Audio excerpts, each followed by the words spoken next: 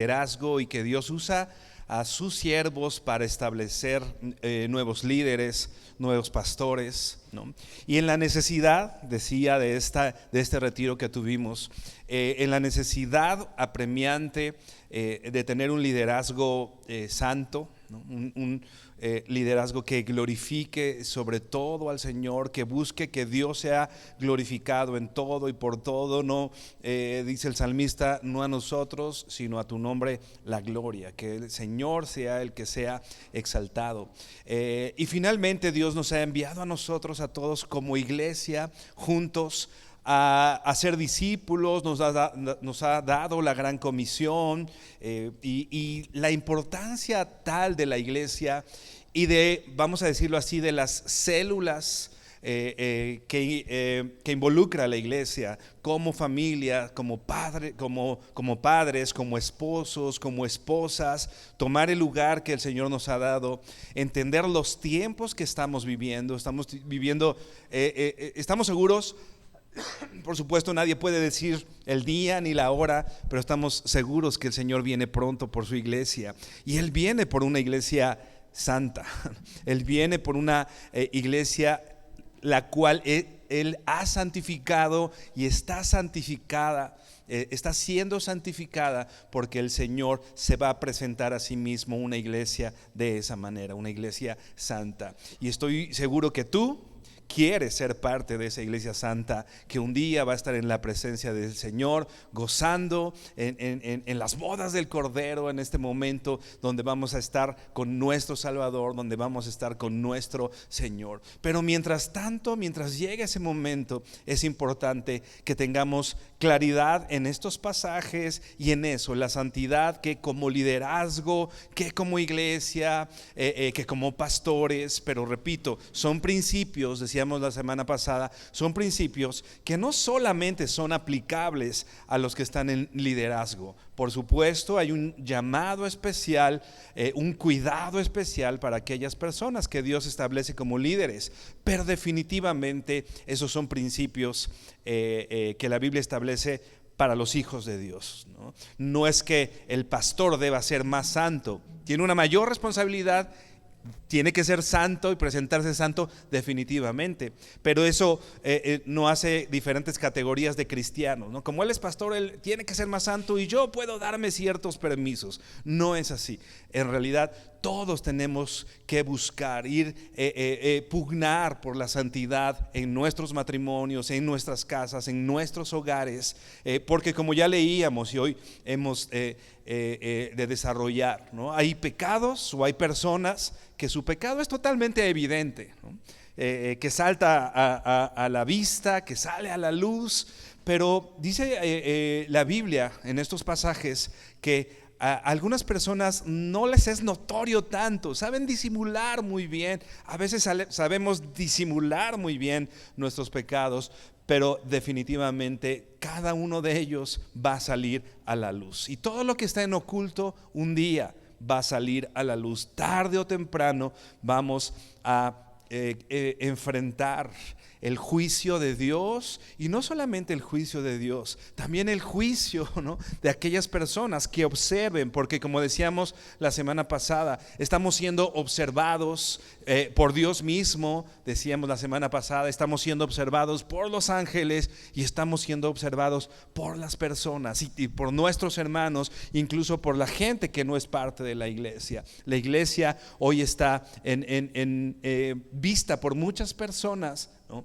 Y es determinante, creo, lo que estamos viviendo, los tiempos que estamos viviendo y nuestra participación en el mundo como iglesia. Tenemos que ser una iglesia viva, tenemos que ser una iglesia santa, que se diferencie de todas las personas, que haya una diferencia en nuestras vidas, en nuestras relaciones, etcétera, ¿no? Así que volvamos a leer 1 Timoteo 5, verso 24 y 25,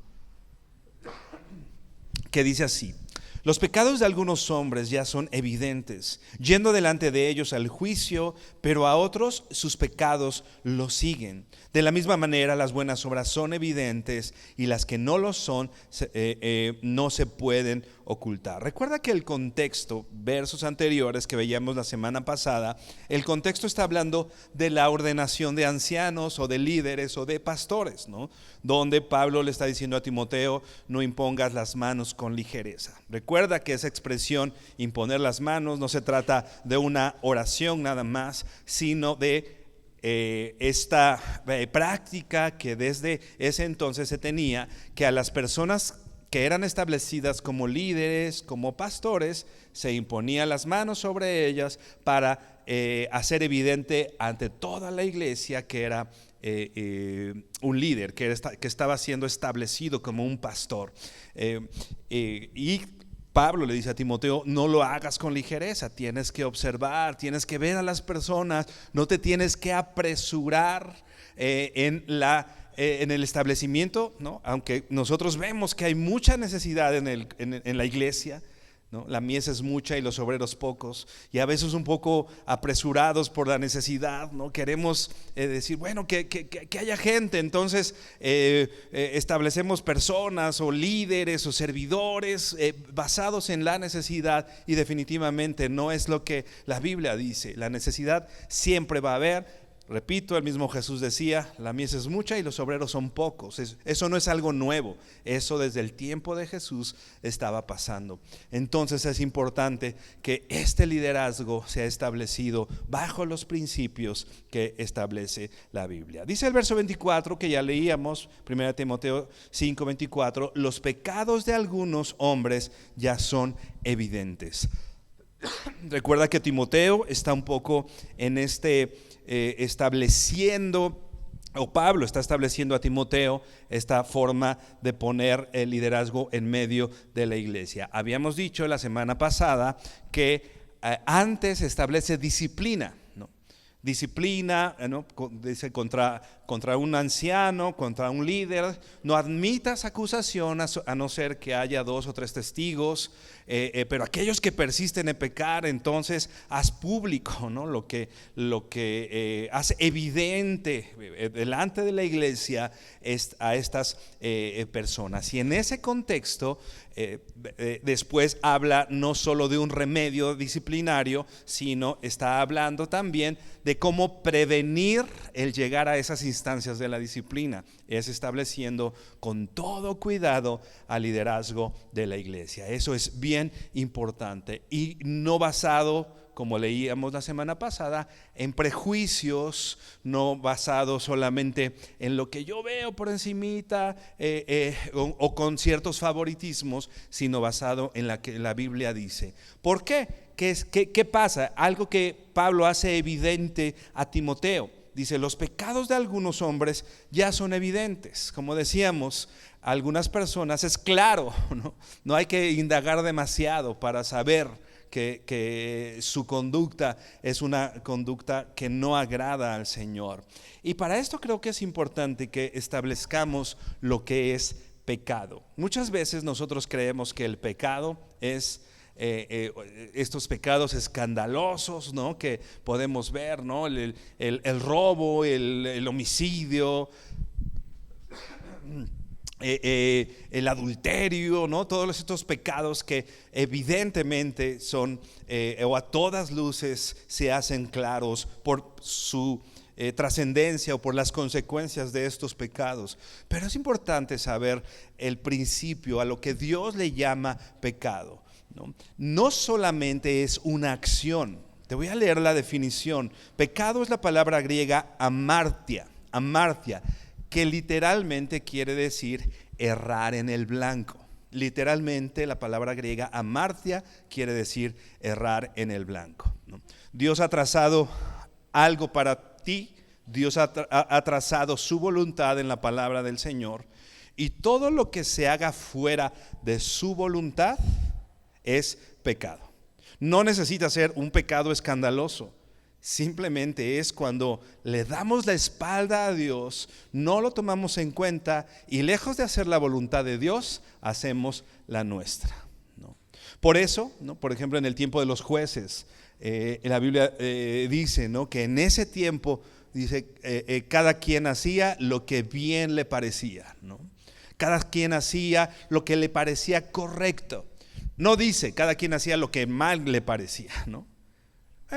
A cierta gente le parecía bien hacer o comportarse o tomar ciertas decisiones, pero definitivamente eso no honraba al Señor. No porque fuera uno, repito, de estos pecados escandalosos, sino porque ellos estaban haciendo lo que les parecía bien a ellos, no lo que le parecía bien a Dios. Y en un principio esto es pecado, errar en el blanco, estar fuera de la voluntad de Dios. Y repito, eso es algo que no solo se hace en estas cosas evidentes, sino una definición importante del pecado quiere decir o dice es un elemento interior que produce actos. Un elemento interior, eso es el pecado, algo que está en nuestro corazón. No solo se trata de que robaste, ¿no?, sino que hay en tu corazón, ¿no?, que te llevó a robar, ¿no? O no solo se trata que viste con malos ojos a alguien que no tenías que observar de esa manera. No solo se trata de lo que viste, sino más bien de lo que hay en tu corazón que te lleva o que lleva a tus ojos a poner la mirada en un lugar que no es correcto. Entonces el pecado no solamente es un acto evidente, sino es algo que está en el corazón que nos lleva a producir ciertos actos importantes, hostiles hacia Dios. Es una actitud de hostilidad hacia Dios. Está hablando, recuerda, no está hablando de pecadorzotes que no conozcan del Señor. Está hablando de incluso personas de la iglesia que podrían ser prospectos al liderazgo o incluso al pastorado. O sea, tú y yo no estamos ajenos a esto. No está hablando de las personas de allá afuera. Está hablando, repito, de la iglesia. Y mayor aún de personas que a lo mejor consideramos que tienen cierta madurez o que tienen cierto perfil para servir al Señor, etcétera. No. Pero sus actitudes, aunque no sean evidentes, como vamos a ver más adelante, son hostiles hacia Dios. Dan la espalda al Señor, hacen su propia voluntad, aunque parezca buena, ¿no? Por eso es que el profeta dice, ¿no?, que sus mejores obras, le dice al pueblo de Israel, tus mejores obras son como un trapo de inmundicia delante del Señor. Hay cosas que yo considero buenas, pero que independientemente que yo las considere buenas o que yo me estoy esforzando para hacer ciertas cosas, definitivamente delante de Dios no lo son. Acuérdate el mensaje que Dios le da a la iglesia de Éfeso en el libro de Apocalipsis, ¿no? Yo conozco tus obras y tu arduo trabajo y que te esfuerzas y que reconoces a los que están hablando diferente doctrina y que te esfuerzas, y muchos han muerto por la predicación del evangelio. ¿Y te acuerdas que el reproche que dice? ¿No? Pero tengo algo contra ti, que has dejado tu primer amor. Podríamos estar haciendo cosas que nosotros consideramos correctas, pero tenemos que ver qué hay en nuestro corazón y qué es lo que está produciendo estas obras. Particularmente a la iglesia de Éfeso, que casualmente, entre comillas, es en la iglesia en la que estaba Timoteo. ¿Recuerdas? Timoteo está en Éfeso. El mensaje le da: te esfuerzas y trabajas, pero no lo estás haciendo de la manera correcta. Incluso dice, y es un mensaje a la iglesia: yo estoy a la puerta, ¿no? Si alguno oye mi voz. Muchas veces usamos ese texto para predicar el evangelio para alguien que no conoce del Señor. Sin embargo, ese mensaje es a una iglesia en la cual Dios está tocando, que les está diciendo: estoy afuera. Si alguno oye mi voz y me deja entrar, entraré con él, cenaré y estaré con ellos, ¿no? Repito, este es un mensaje a las iglesias. Por eso es importante entender esta hostilidad hacia Dios que finalmente exige un juicio o que va a traer definitivamente una consecuencia de parte de Dios. Estas cuestiones pecaminosas o el pecado, dice aquí, de algunos hombres ya son evidentes. Son algunas personas, como ya decíamos, definitivamente a todas luces es evidente para todos que no son aptos para el liderazgo, que no son aptos para, que no se necesita mucha investigación de su vida para saber que no son prospectos para el liderazgo, ¿no? Pero después dice,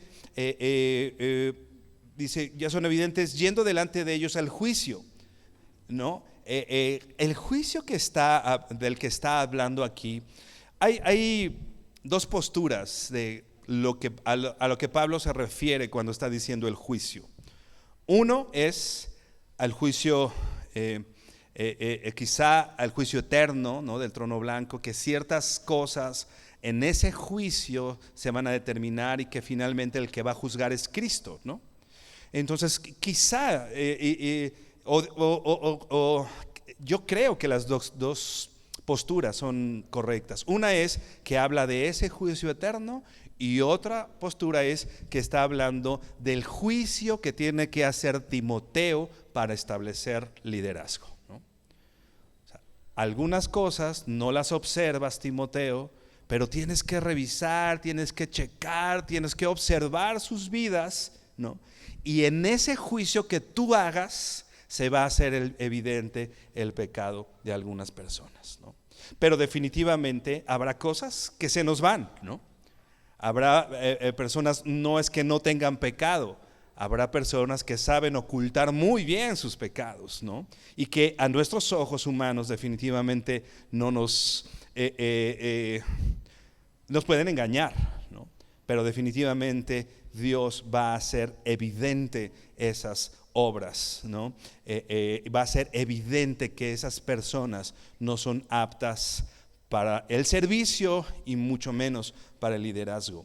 1 Timoteo 5:24, te lo voy a leer en la Nueva Traducción Viviente, que nos va a dar una perspectiva, creo que más clara, o nos va a ayudar a clarificar lo que dice este texto. Dice: recuerda que los pecados de algunos individuos son evidentes y los llevan a un juicio inevitable, pero los pecados de otros se revelarán después, ¿no? Cuando dice de pronto que los siguen, ¿no?, es que va a haber un momento en que ese pecado que los persigue se va a hacer evidente, ¿no? La Biblia dice que todo va a ser traído a la luz tarde o temprano, ¿no? Tarde o temprano. No nos podemos ocultar de Dios. Nos podemos ocultar de las personas y podemos engañar a las personas. Podemos engañar a nuestro liderazgo, o como líderes podemos engañar a la iglesia, pero a quien no podemos engañar definitivamente es a Dios. Y el que va a establecer ese juicio, no, definitivamente es Jesucristo mismo. Y estos pecados se revelarán después. Algunas versiones dice los pecados los siguen o los persiguen o que vienen detrás de ellos. Definitivamente a donde vayan estas personas, su pecado los va a acompañar, ¿no? Va detrás de ellos. Quizá no es evidente, pero viene detrás y tarde o temprano esos pecados los van a alcanzar. Por eso es importante ese cuidadoso examen, ¿no?, que el liderazgo, que los pastores deben hacer para poner a personas aptas para el cargo. No estamos hablando de perfección definitivamente, ¿no?, porque ni tú ni yo somos perfectos, ¿no?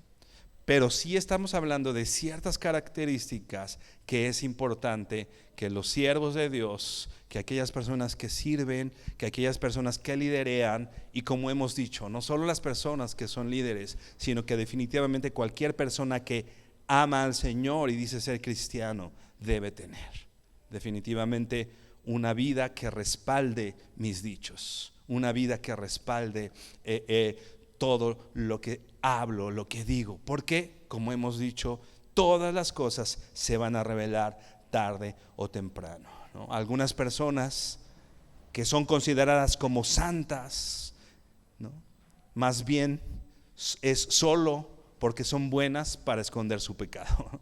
No es porque sean santas, sino hay personas con mucho talento para dar apariencia de piedad, pero con sus actos negar la eficacia de ella, ¿no? Que como veremos en otro momento, Pablo también le da esta advertencia a Timoteo de personas que tienen apariencia de piedad, parece que sirven al Señor, parece que son santas, parece que llevan una vida piadosa, pero definitivamente sus actos, sus hechos niegan que la piedad haya tenido una influencia en sus corazones, ¿no?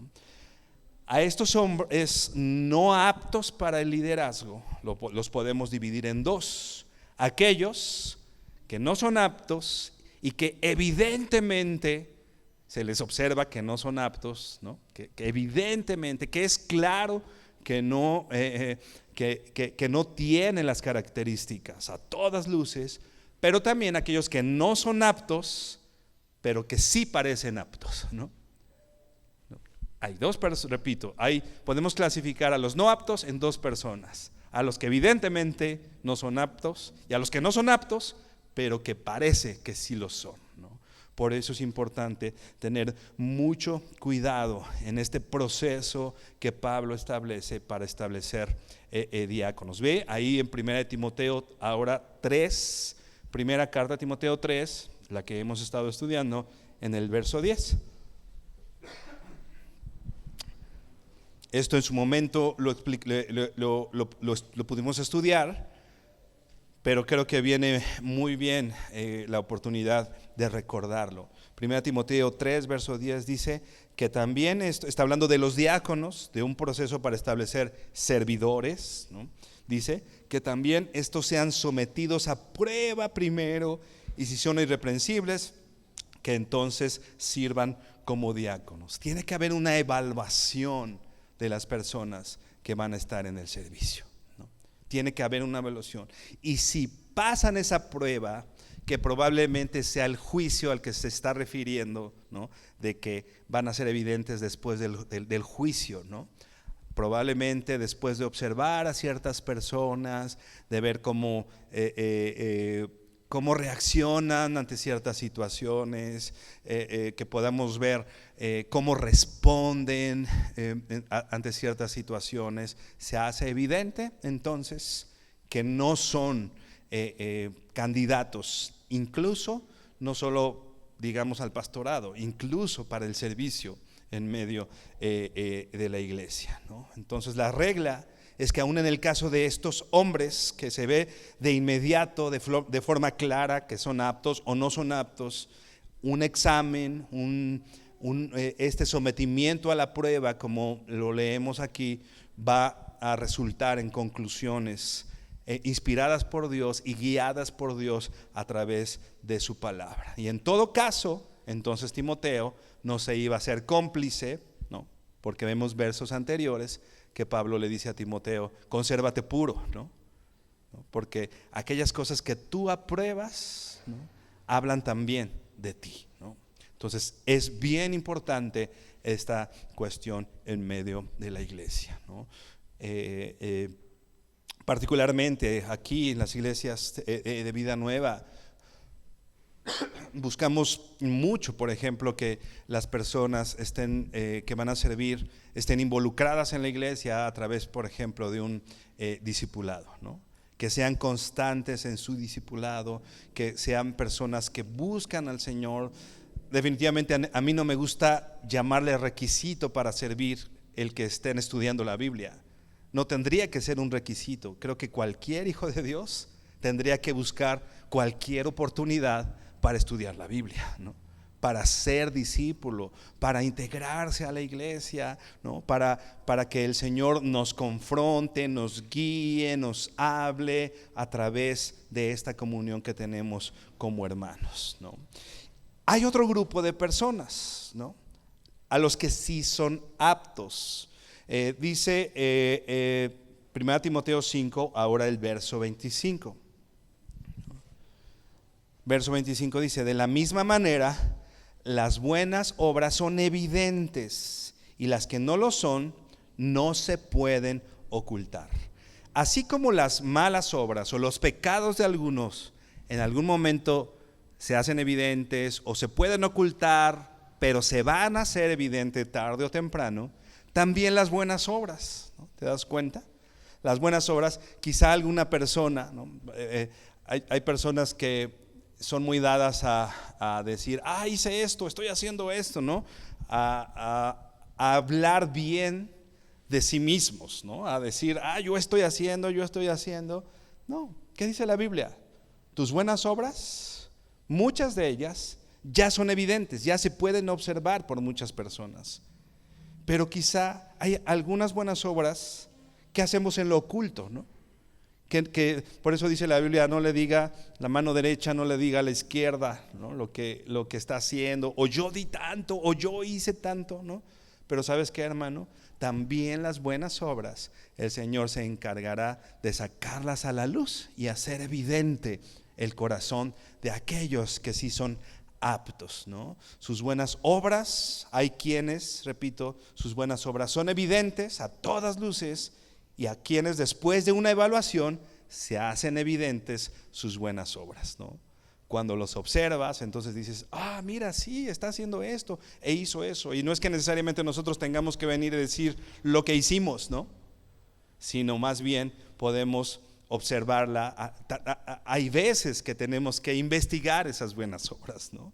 Vamos y buscamos tantito y vemos que definitivamente la vida de tal persona o de esta persona respalda su dicho, ¿no? Que evidentemente el Señor lo está usando en todas las áreas, ¿no? Por eso hablaba al principio, ¿no?, de la santidad que nosotros como hijos de Dios debemos tener, ¿no? Y que, repito, lo que dice aquí, ¿no?, y que veremos más adelante, quizá podemos engañar a ciertas personas, pero hermano, sí debemos tener temor del Señor, de cómo vivimos, porque evidentemente o porque claramente el Señor va a hacer evidente nuestro corazón, tarde o temprano, ¿no?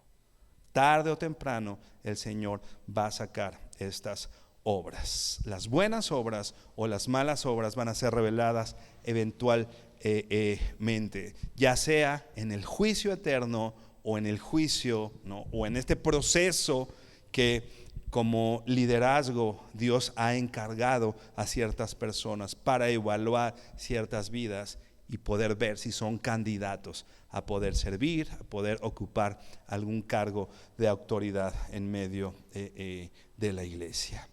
Ve por favor a la primera carta de Samuel, al primer libro de Samuel, primero de Samuel, verso 16.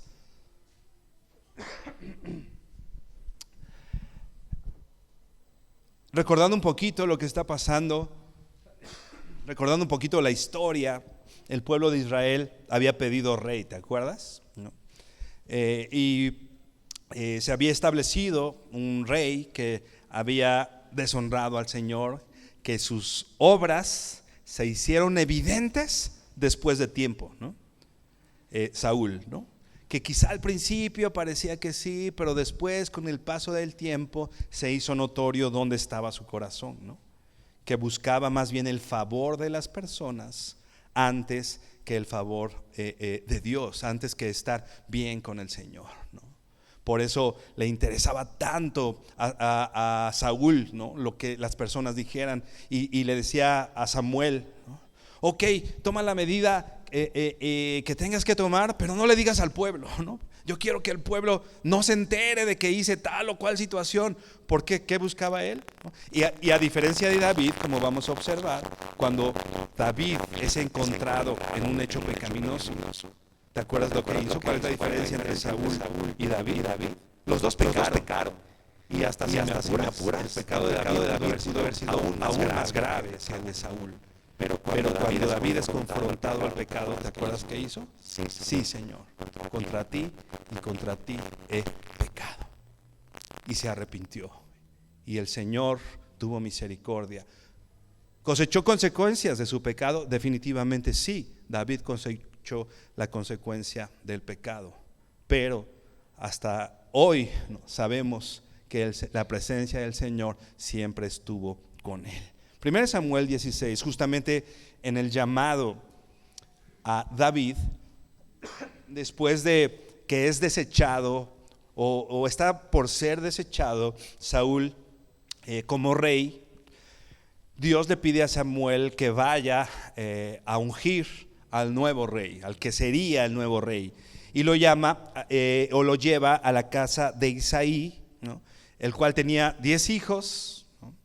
Y llega y dice el verso 6: cuando ellos entraron, Samuel vio a Eliab, el hermano mayor de David, ¿no?, y se dijo: ciertamente el ungido del Señor está delante de él. Imagínate, Samuel era el profeta, ¿no? No era cualquier persona. Yo creo que Samuel no era fácil de engañar, ¿no?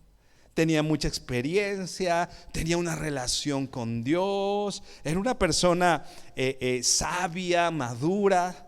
Sin embargo, va llegando y llega Eliab, alto, fornido, ¿no?, con un buen aspecto físico. ¿Y qué fue lo primero que dijo Samuel? Dice aquí: ciertamente el ungido del Señor está delante de él. Pero dice el verso 7: pero el Señor dijo a Samuel: no mires su apariencia ni a lo alto de su estatura, porque lo he desechado. Porque Dios no ve como el hombre ve, pues el hombre mira la apariencia exterior, pero el Señor mira el corazón. Hermano, que no nos pase, ¿no? Muchas veces nosotros observamos a ciertas personas y quizá como Samuel podemos decir: he aquí el ungido del Señor, ¿no? Solamente porque habla con cierta elocuencia, porque tiene un buen manejo de las personas, porque quizá mucha gente lo sigue, etcétera. Puede haber muchas razones, ¿no? Porque tiene un convencimiento, ¿no?, de las personas, porque habla y nos hace sentir bien. Pero no nos equivoquemos en establecer esos juicios solamente por la apariencia, solamente por lo que se ve, ¿no? Porque dice aquí: no mires su apariencia. No solo es por lo que dijo, no solo es por cómo se ve o por su alcance en las redes sociales o porque tengan iglesias enormes. Dice: ni lo alto de su estatura, ¿no?, lo físico, porque lo he desechado, ¿no? Esta cuestión de lo he desechado probablemente, no lo sabemos, es algo que suponemos, ¿no?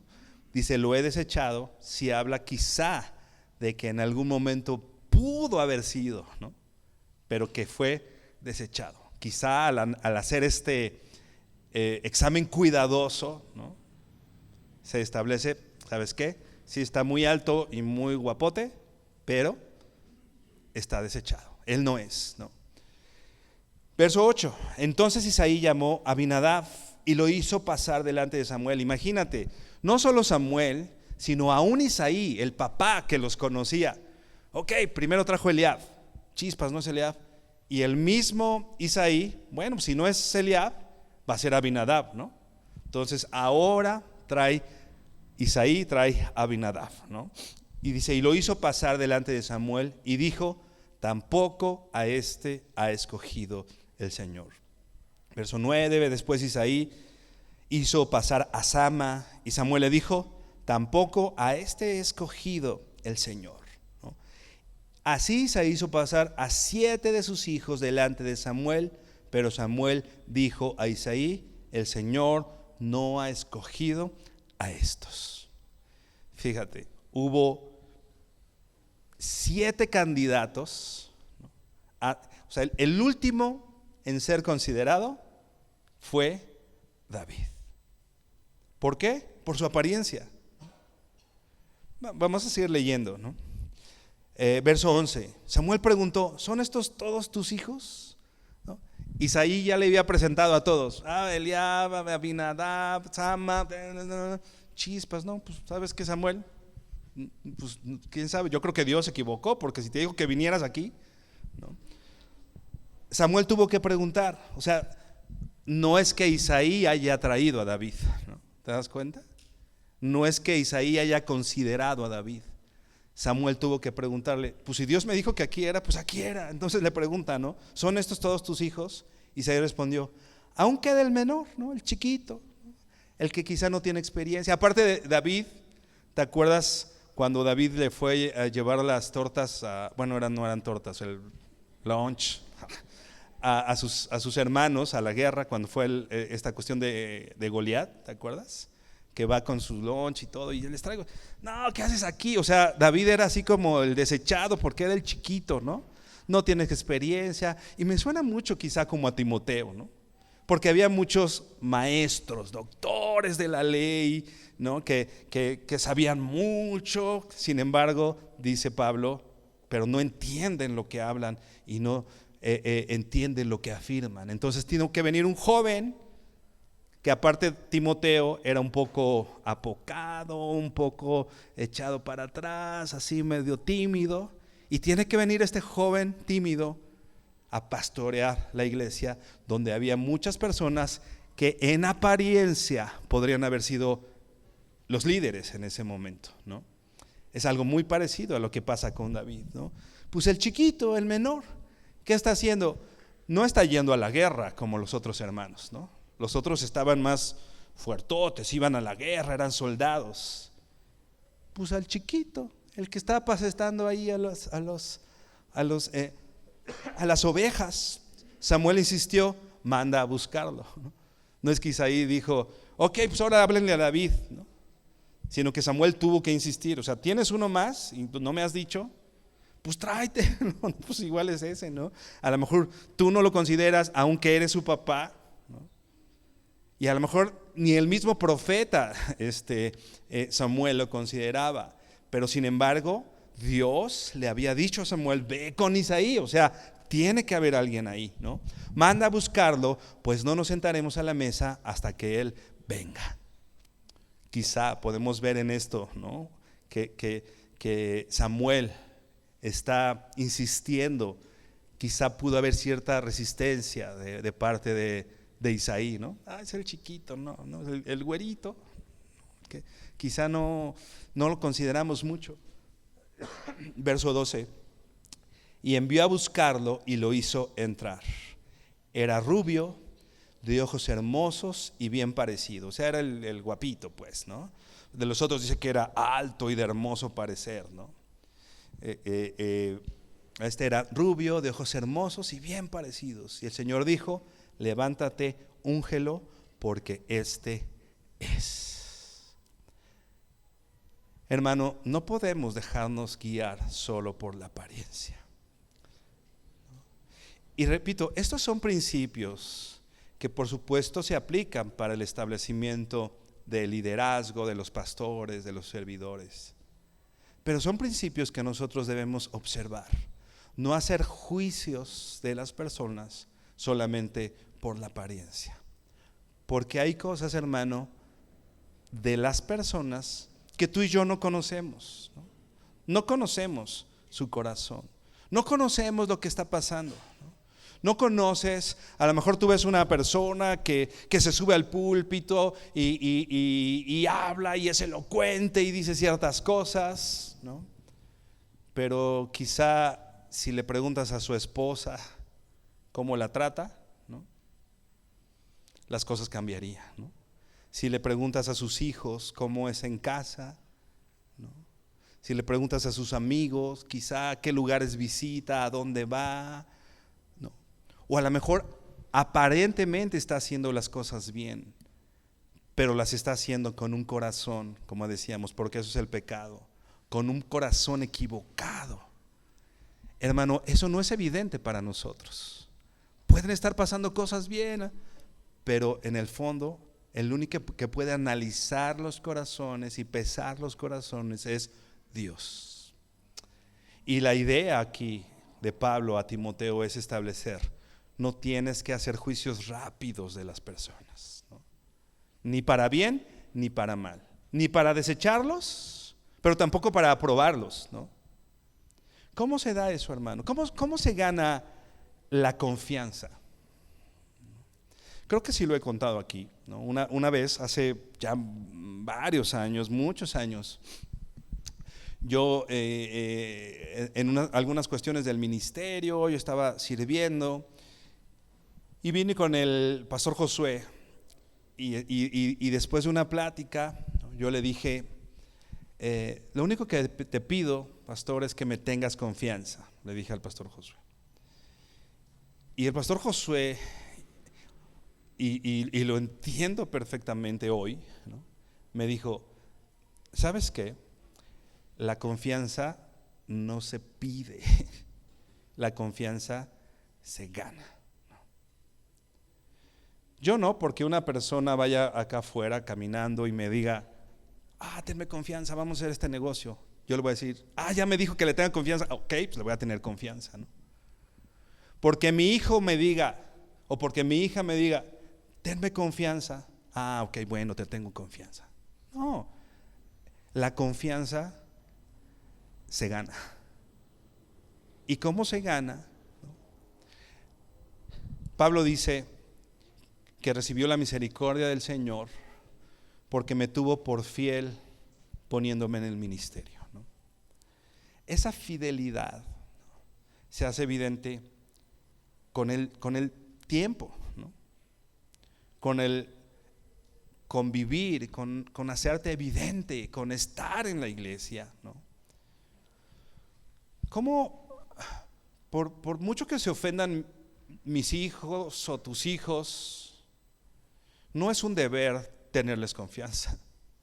Si ha dado muestras de que no se le puede tener confianzas, pues sí, chiquitito, no te tengo confianza. Hasta que ganes esa confianza, entonces se determinan ciertas cosas, ¿no? Entonces, no solamente nos dejamos llevar por lo que vemos, sino por esa fidelidad que es mostrada a través del tiempo, porque en el tiempo son, como está estableciendo el apóstol Pablo, son establecidos, son revelados los corazones, ¿no? Pablo está tratando de dejar establecido justo ese punto, ¿no?, en el establecimiento de liderazgo, de pastores, ¿no? Y si estas cuestiones son consideradas, va a haber menos necesidad de aplicar disciplina, ¿no?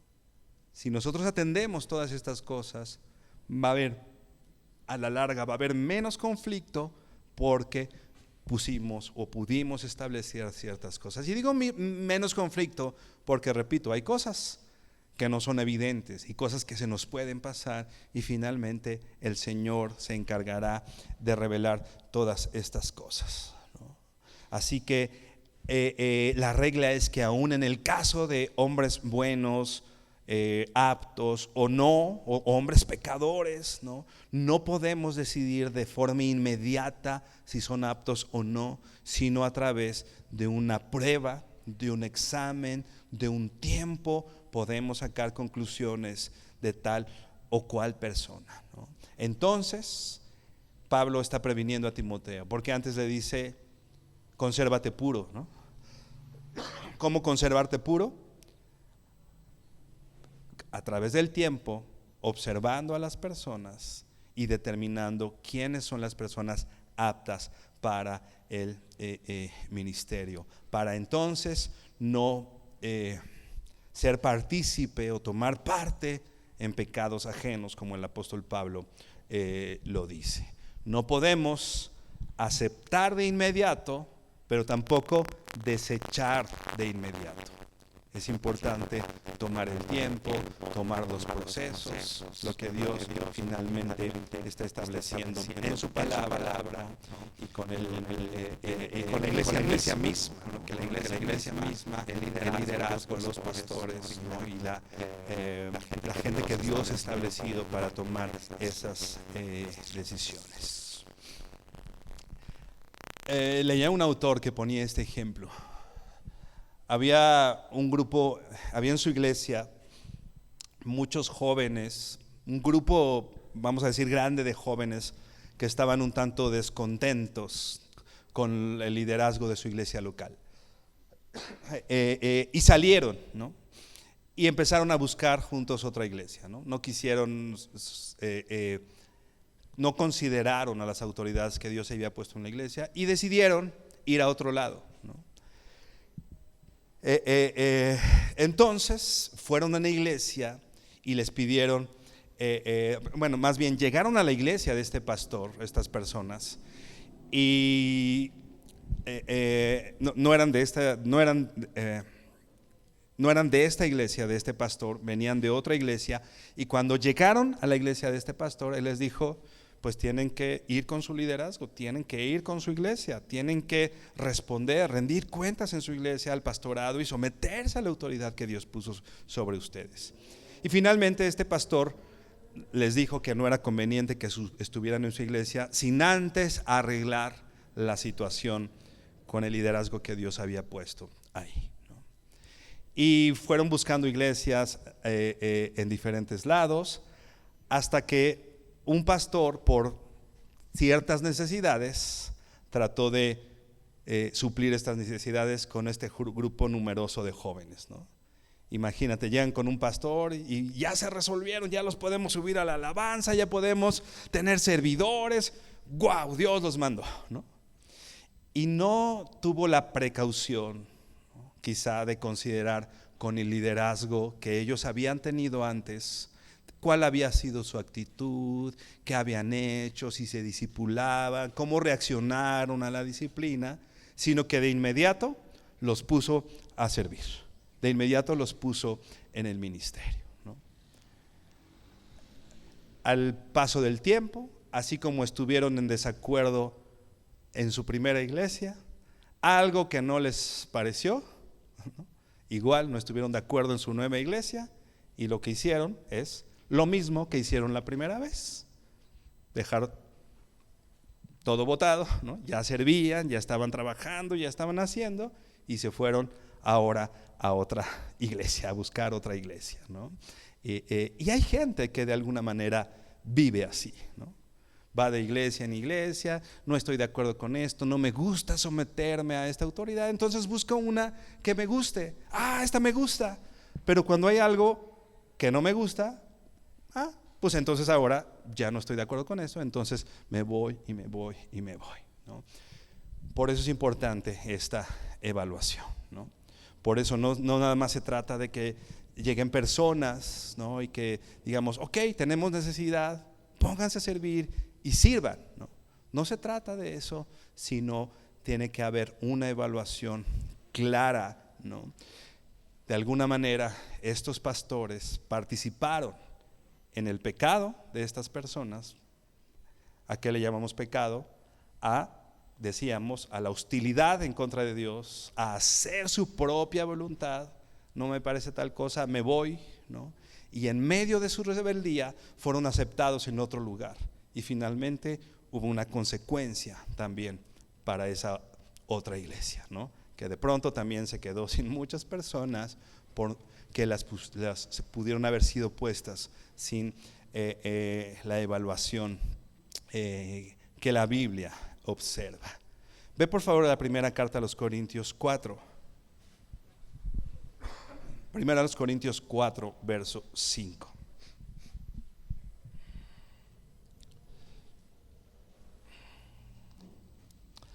Ahora el apóstol Pablo a la iglesia en los Corintios está hablando de algo muy similar que también le enseña a Timoteo. Primero a los Corintios 4, verso 5 dice así: por tanto, no juzguen antes de tiempo, sino esperen hasta que el Señor venga, el cual sacará a la luz cosas ocultas en las tinieblas y también pondrá de manifiesto los designios de los corazones. Entonces cada uno recibirá de parte de Dios la alabanza que le corresponda.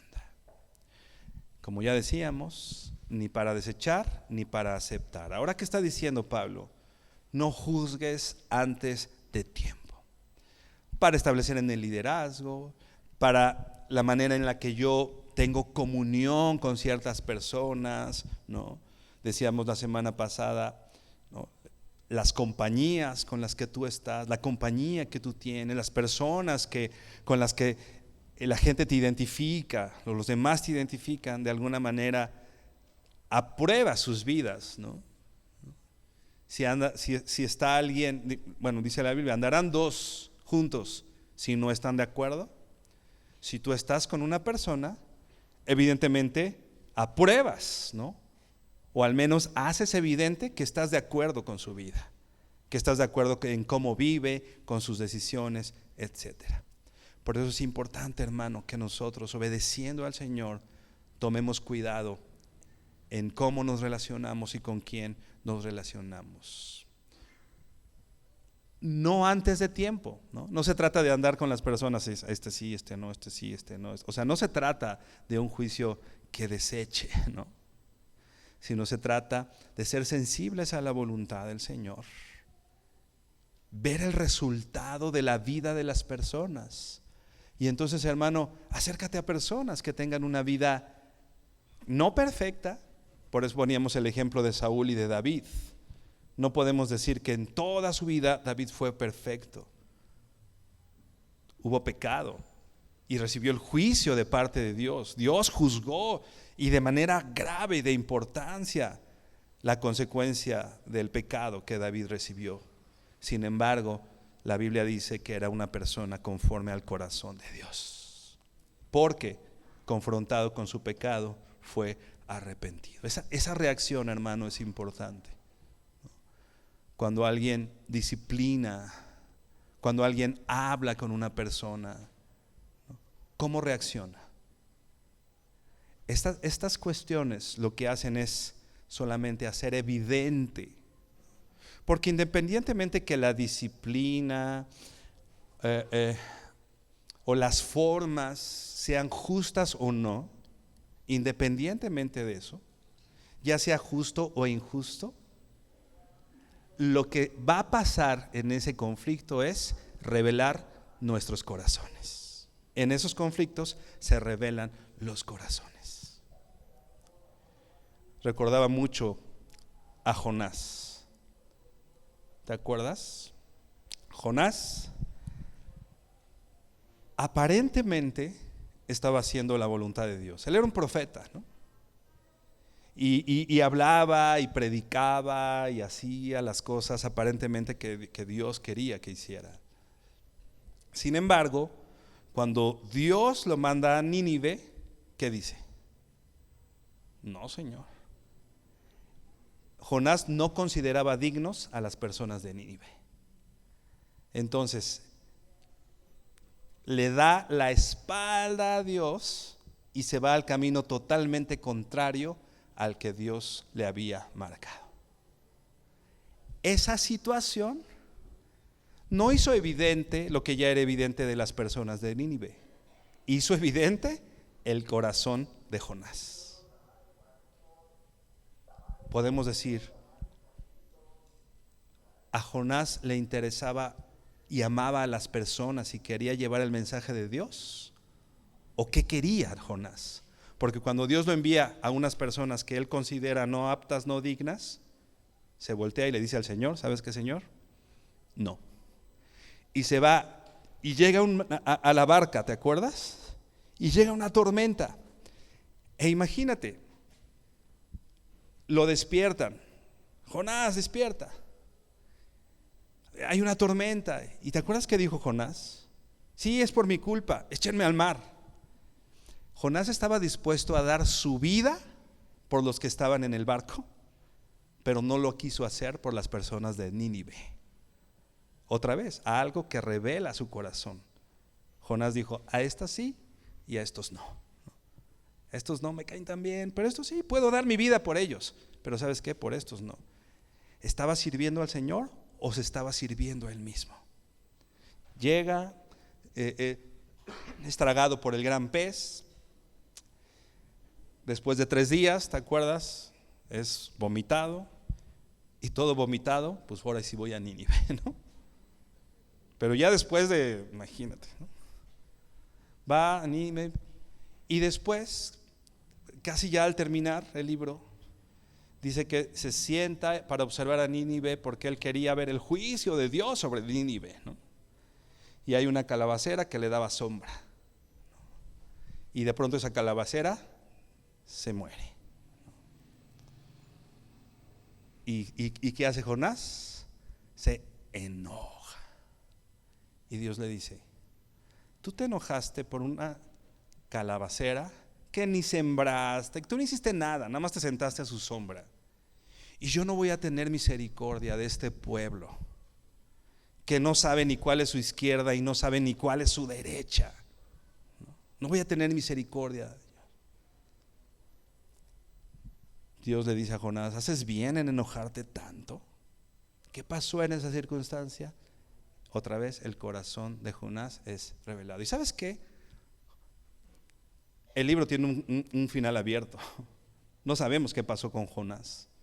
Dios termina de hablar y termina el libro, ¿no? Y si tú le buscas, mi esposa me decía así como que, ay, que falta un cacho, ¿no? O sea, ¿cuál es la conclusión de todo esto, ¿no? Muchas de esas circunstancias son cosas que Dios permite en nuestras vidas para la evaluación de nuestros corazones y hacen evidente nuestro corazón. ¿Cómo reaccionamos a ciertas circunstancias, a ciertos conflictos, a la disciplina en la iglesia, quizá a las cosas injustas, quizá a la murmuración, quizá a lo que hacen mal en contra de nosotros? ¿Cómo reaccionamos? ¿No? 1 Corintios 4:5. Por tanto, no juzguen antes de tiempo, sino esperen hasta el que el Señor venga, el cual sacará a la luz las cosas ocultas en las tinieblas y pondrá de manifiesto los designios de los corazones. Hermano, el Señor va a poner en manifiesto lo que hay en nuestro corazón. Tarde o temprano, todas las cosas van a ser reveladas. ¿Qué las va a revelar? A Jonás la reveló una indicación que Dios le dio y que no le gustó a Jonás, y se reveló que había en su corazón. ¿Qué es lo que el Señor ha permitido en tu vida para revelar, para hacer evidente las cosas que no nos son evidentes a los demás? Que a lo mejor no sabemos. En mi vida, ¿qué es lo que Dios va a usar en mi vida para hacer evidente lo que hay en mi corazón? Porque, hermano, tarde o temprano, lo que dice la Biblia es que esto va a pasar. Y habrá quizá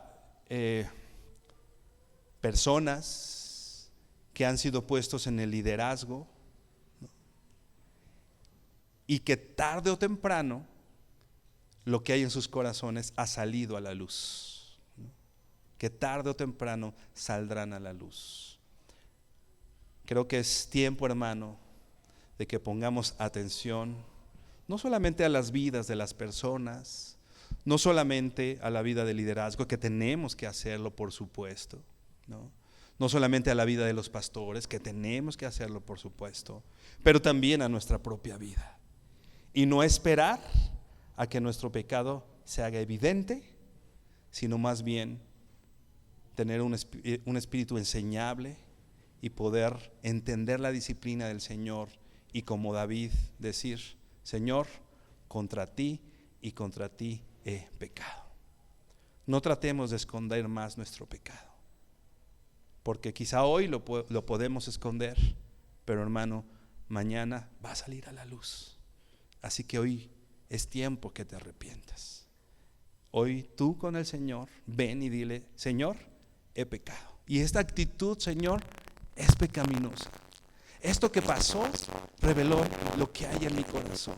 Y a lo mejor todos mis hermanos no se han dado cuenta, pero, Señor, tarde o temprano tú lo vas a sacar a la luz. Entonces yo vengo delante de ti. Poníamos la diferencia entre Saúl y David, ¿te acuerdas? Saúl dijo: ok, pero no le digas a la gente.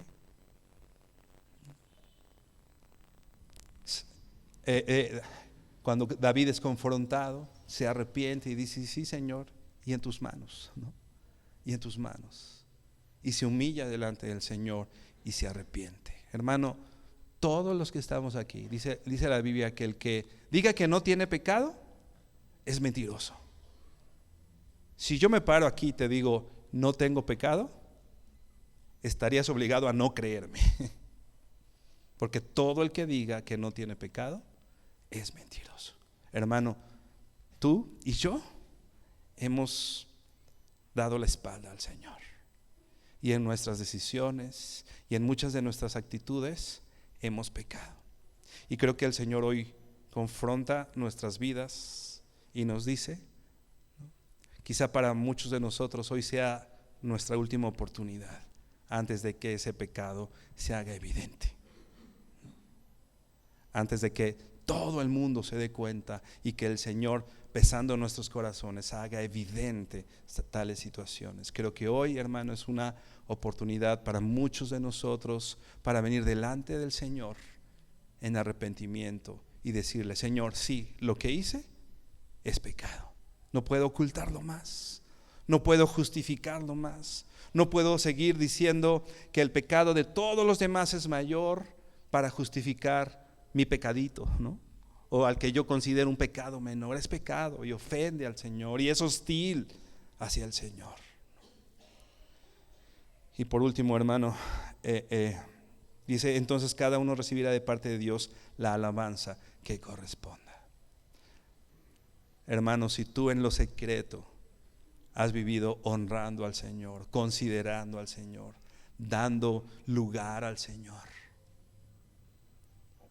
no te desesperes, como dice el libro de los Salmos, viendo lo que aparentemente los impíos cosechan bien, ¿no? ¿Sabes qué, hermano? Si tú has vivido con un corazón que honra al Señor, también eso, tarde o temprano, va a salir a la luz. También lo que haces va a salir a la luz, porque el Señor, ya sea cualquier obra mala, pero también cualquier obra buena, la va a revelar. Así que creo que es mejor hoy aprender a vivir en estas buenas obras que el Señor preparó desde antes de la fundación del mundo para que nosotros anduviésemos en ellas, como dice Efesios 1, ¿no? Y decirle al Señor, como iglesia: Señor, estamos listos para que vengas por una iglesia santa. Señor, si vienes hoy, estoy listo. Si quieres venir en este momento, o sea, no te esperes: ay, ahorita que llegue a casa me arrepiento y bueno, Señor, no. Y, Señor, no lo sabemos, pero poder decir: Señor, si quieres venir por tu iglesia hoy, estoy listo para presentarme santo delante de ti. Hermano, la santidad es responsabilidad del liderazgo, por supuesto, pero la santidad es responsabilidad de todos los hijos de Dios, porque sin santidad nadie verá al Señor. Inclina tu rostro y oramos. Bendito Padre, gracias porque eres bueno con nosotros, Señor. Porque aún, Señor, conociendo tú nuestros corazones, aún conociendo tú, Señor, lo profundo de nuestro ser, conociendo tú las intenciones con las que hablamos, nos comportamos, hacemos, decimos las cosas, Señor, tú has sido misericordioso con nosotros, Señor. Y tu misericordia y tu gracia, como dice el Salmo, nos ha seguido y nos ha perseguido todos los días de nuestra vida, Señor. Pero muchos de nosotros hoy, Señor, queremos venir delante de ti para rendirte cuentas de nuestra vida, Señor. Y quizá muchos de los que estamos aquí hoy tenemos que decirte como David: Señor, contra ti y solo contra ti he pecado, Señor. Me arrepiento de mis pecados, Señor. Perdona, Señor, mi rebeldía. Perdona, Señor, mis ojos que han visto lo inadecuado, Señor. Perdona, Señor, el camino que mis pies han seguido, Señor, sin considerarte a ti, Dios. Estamos arrepentidos, Señor. y le llamamos a lo que tú le llamas pecado, nosotros también le llamamos pecado, Señor. Sí, no podemos seguir justificando, Señor, delante de ti lo que tú sabes, Señor, porque podremos engañar a cualquiera. Puedo engañar a mi pastor, puedo engañar a mi esposa, puedo engañar a mis hijos, pero a ti nunca, Señor. Tú sabes lo que hay en lo profundo de mi corazón, Padre. Tú sabes lo que hay en el profundo de mi ser, Señor, y sabes, Señor, que aún esas cosas que aparentan bondad las he hecho sin considerarte a ti, Señor, y te he dado la espalda, Dios. Y me ha interesado más el quedar bien con las personas, me ha interesado más quedar bien, que nadie se entere, Señor, antes que venir delante de ti, Señor, con un corazón contrito y humillado, el cual tú no vas a rechazar, Señor. Y hoy venimos así delante de ti, Señor, humillados. Perdona, Señor, mis pecados. Perdona mi maldad, Señor. Perdona, Señor,